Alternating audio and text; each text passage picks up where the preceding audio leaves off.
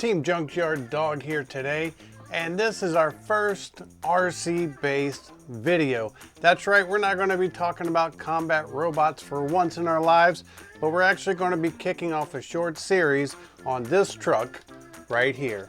This is the Laegendary Grando. This is a 10 scale crawler. It's extremely good, ready to run, cheaper RC off of Amazon.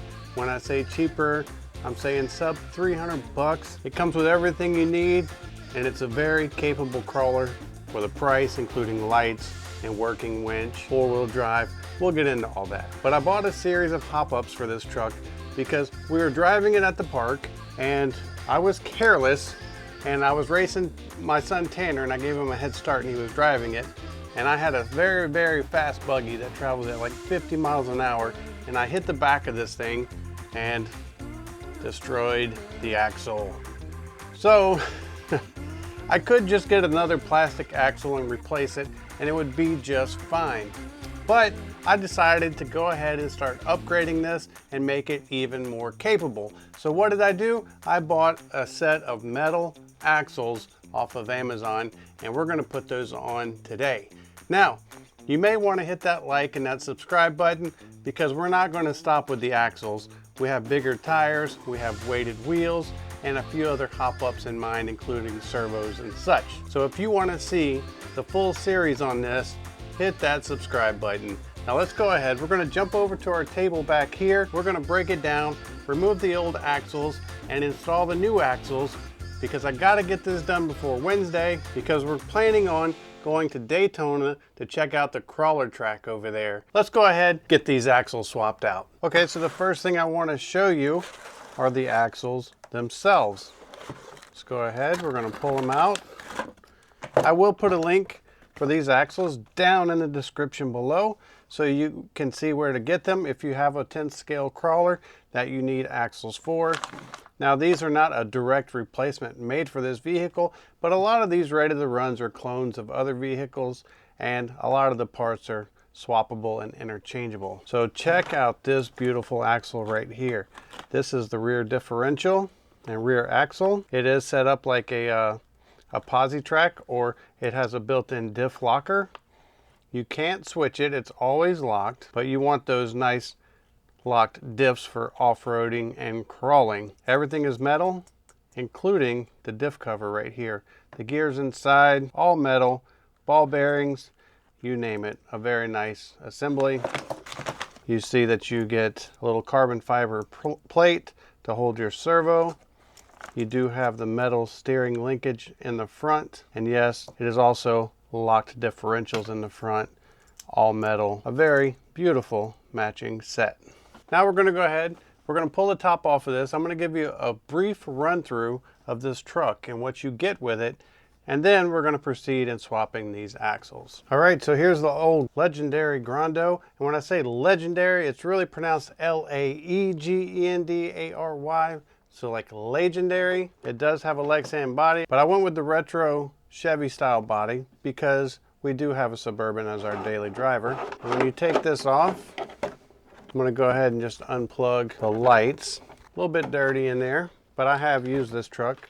This is one of my favorite trucks that I have, but you can see you get all this anodized loveliness. It is oil-filled shocks, front and rear. You can see that you do have the full 4-link anodized suspension. You do have a high-low transmission. This does run off of a big 550 style brush motor. This is where your battery sits. I have this strap right here because I strap a huge 5200 mAh battery in here for extra long run time. It is metal, all metal frame rails. You can see it's got a little working winch up here in the front as well. Just a very nice value crawler. And not to mention these tires. I am going to be replacing the rims and the tires in a future video, but these things are super squishy. They get excellent traction and they are foam filled. So a very capable tire right out the box. But I figured if I'm upgrading the axles, I might as well upgrade rims and tires. So what we're going to do now is we're going to flip this over, and I'm just going to face it towards the camera to where you can see it a little bit better.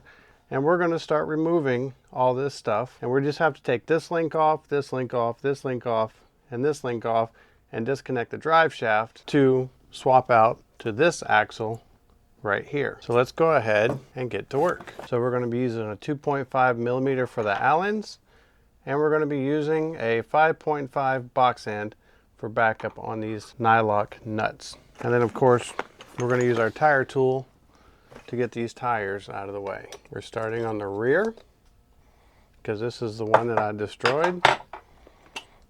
So let's go ahead and start taking these out.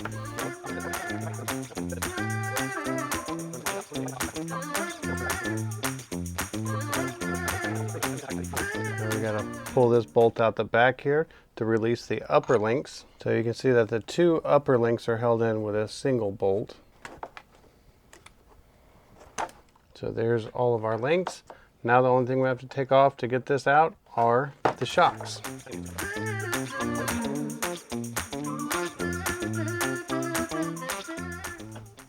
And there we go. We have the rear axle removed. Now this one does have metal gears as well, but this one has definitely got more resistance to it, and it probably has to do with the fact that I ripped it in half. So now what we have to do is we just need to put this one on. And you can see this one comes with its own mounting hardware and everything. This is exactly how it comes out of the package. It even has the hub adapters, and I believe they're 12 millimeter, and they're all metal as well. We're going to go ahead and take these out, and we're going to start bolting this all in. All right, so we're going to start with the uppers, and that's going to be this longer bolt. The way we're going to do this is we're going to run the bolt in, go through the first upper link, then the second upper link, and out the other side, and then we will attach our nylock. And now we need to connect the lowers and the shocks. Now you can see how this is different. With this rear axle, you had a separate mount, one for the shock and you had one for the rear link. Well, on this axle, those are both combined into a single mount right here. So we're going to go through the axle, we're going to go into the shock, then we're going to go into the control arm and out the other side. There's one side. Now we have to do the same thing on the other side. And we're going to go through the axle, bracket, into the shock, into the control arm, and back through the bracket. As you can see, this axle swap is pretty simple. It would be a great first timers upgrade. Now that we have it on, I'm seeing a small issue here. You can see that the pinion angle is way off, and I just need to figure out how I'm going to correct that. So I'm going to go ahead, I'm going to shut the camera off for a second. I'm going to come up with a solution, and then we'll turn the camera back on and see what we did to fix this. So this is no longer a beginner project. All right, so the solution I'm going to try is I've broken down the upper control arms into all of its components. And what I'm going to do is I'm going to take basically maybe 1/8 of an inch off of each tie rod end of the plastic, and I'm going to take off 1/8 inch of the metal on each ends to try to make these just a little bit shorter without losing too much thread in the tie rod or the tie rod ends. So let's go out to the garage. We're just going to jump on the bandsaw and we're going to hack these off the junkyard dog way. So let's go do it.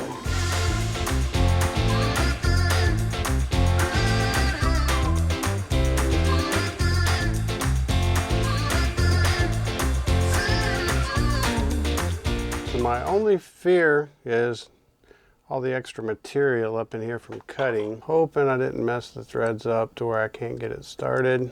There's only one way to find out. We're going to go ahead and try to reassemble one of these and see how we did. Now the plastic, I'm not worried about that. Just force that in all the way. And now for the moment of truth. No issue. Thank goodness. Let's just hope the rest of them go that easy. There's one. So far, so good. And there we go. Now, let's see if we did it good.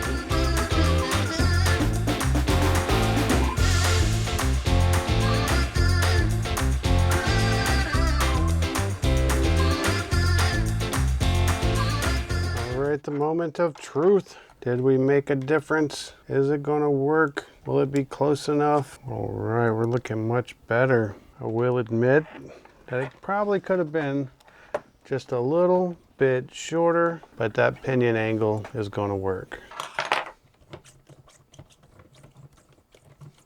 Looky there, looky there.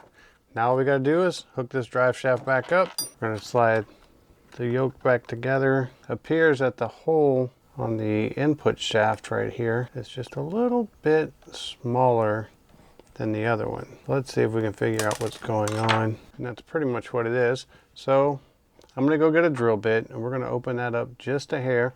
We don't wanna open it up too much because we don't wanna make the side so thin that it actually rips the shaft. All right, so I went exploring through the junkyard in the garage and I did find this little drill bit from Harbor Freight that's got a built-in tap. So it drills and taps at the same time. And I think it's going to be, lucky enough, the perfect size.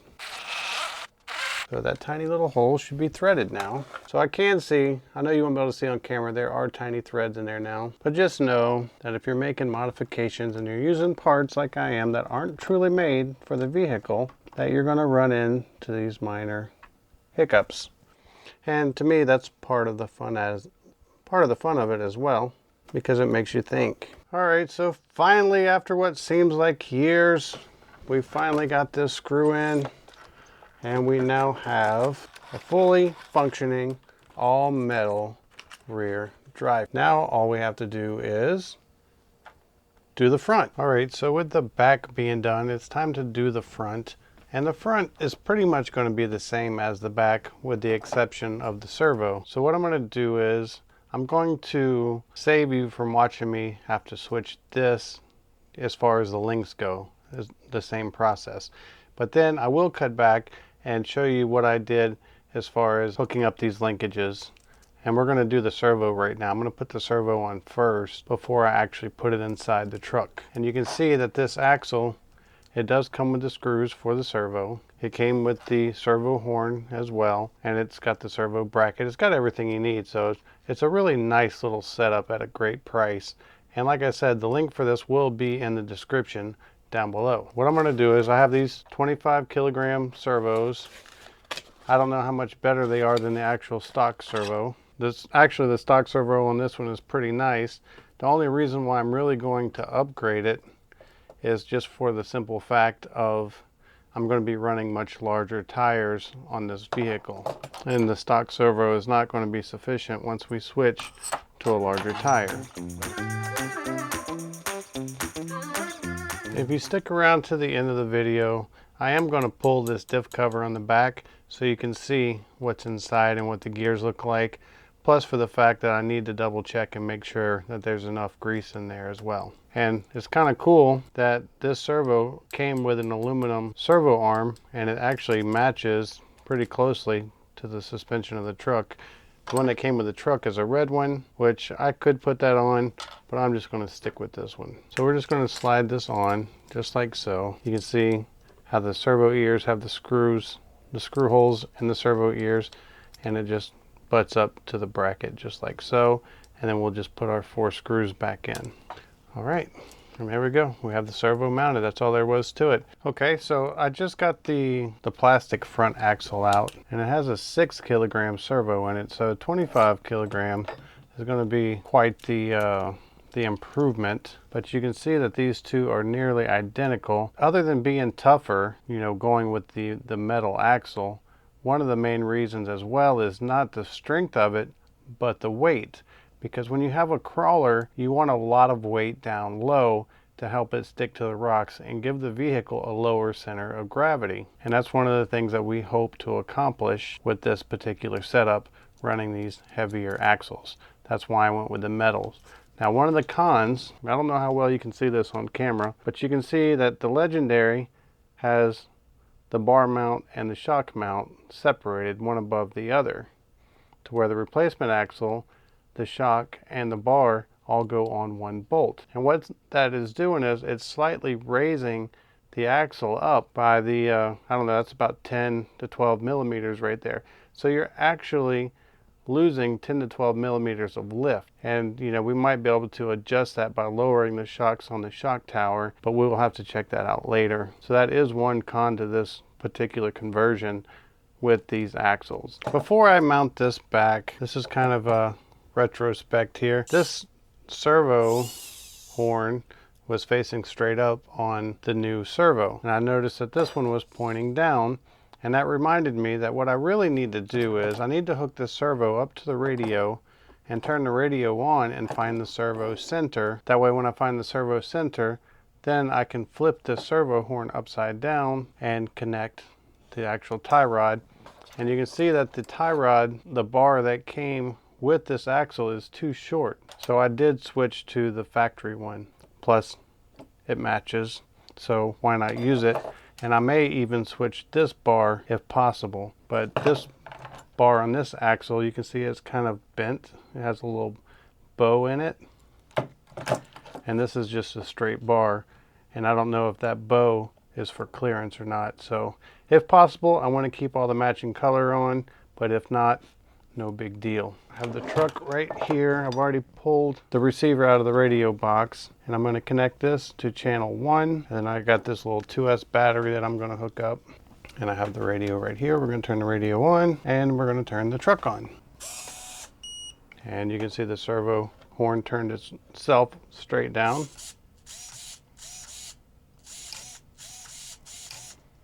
Which is good. You can see it's a nice servo. It's not the fastest one in the world, but it does have a ton of torque. So with that facing down, because I'm just going to manually point this straight down, I probably could take that much adjustment out in the trim. I'd rather take as much as I can out manually. And this servo horn was loose on there.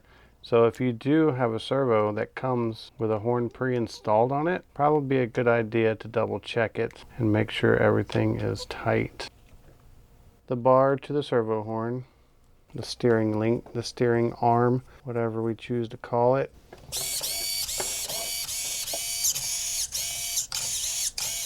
No clearance issues whatsoever. That's nice. And our servo is working and installed. So now I can get back to the task at hand and installing this into the bottom. All right, and check that out. I did have to go through and shorten the upper lengths just like the back. I did have to drill out, and I didn't really drill it out. I just tapped the front pinion here so the screw would fit all the way through, but everything is installed. Suspension is working fully. Drive shafts are in. All the control arms are in. All we have to do now to finish this first step of the conversion is we're going to whip this around, and we just have to stuff all the wires back in the battery box, or actually in the radio box right here, which helps keep water. Now the servo, the wire will run and it connects into receiver channel 1 and should be good to go at this point. I just have to pack all this back into the little receiver box here.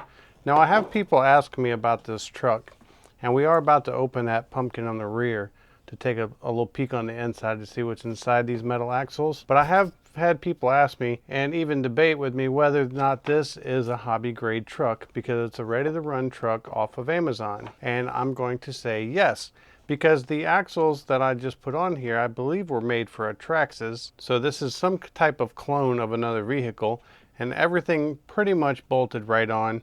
I did have to slightly modify the control arms on the upper, not a big deal. You can see you have a 6-channel radio here. It is true 3-wire servo connection. You have controls for the lights, you have controls for the winch, your steering, your throttle, of course. Everything's interchangeable on this. It has a 2-speed gearbox right here that you can actually shift gears with from low to high. And it's totally upgradable. And if it's this upgradable, then I would call this a hobby grade vehicle. Now what I want to do real quick, I'm going to turn it on just because I want to see, make sure the steering works. And make sure we have throttle. And all that still works. So we are good to go with this. Let me just go ahead and flip it upside down. We're going to pop this cover off because I'm curious, as curious, if not more curious than you are, as to what's underneath this little cover. And there it is right there. It is a metal pinion on the inside. There is some grease, not a lot of grease. I'm gonna add some that I use on our robots, you know, for Big G and Rougarou as well. And if it can work on those weapons, it'll work in this differential. So, all right, so here's my grease right here. Because what I do is I buy the little round tubs of the high temp grease, and then I just get these syringes. You can use them for cake decorating or get them from a pharmacy or whatever. I think we just ordered them from Amazon. And it's a 20 milliliter syringe, and I just basically pack the grease in there, and it makes it so much easier. And just remember, anytime you're doing upgrades like this, and even when you get some of these ready to run cars, go ahead, take it for a test drive, but it's usually a good idea, if it's one that you like and plan on keeping, to take the time to just go ahead and pull your diffs apart and make sure they have enough grease.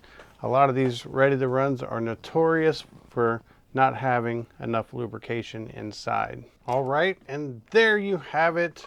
This all metal axle upgrade has been completed. It has added quite a bit of weight to this vehicle. It's really going to help it stick to the rocks a whole lot better. Now, I have a ton of RC content planned, including my monster truck. I have to put the upgrades on it. I have larger weighted rims and huge tires to put on this, and there's going to have to be some body modifications to make that work. Plus I have several other buggies and vehicles that I want to make videos on as well. So if you want to see more RC content, by all means, subscribe to this channel, drop a like, and in the comments below, let me know what you're interested in seeing. If you have any questions about the Laegendary Grando, here in a day or two, we're going to take this out. We're going to go do some crawling, and I will provide some video of how this thing handles with the upgrades on it. And my buddy Mark across the street has a bone stock Grando. That way we can compare how well the stock Grando works with the new weighted axles. And I just want to do one upgrade at a time so we can see how each upgrade improves the vehicle. Until next time, we're Team Junkyard Dog, and we're out.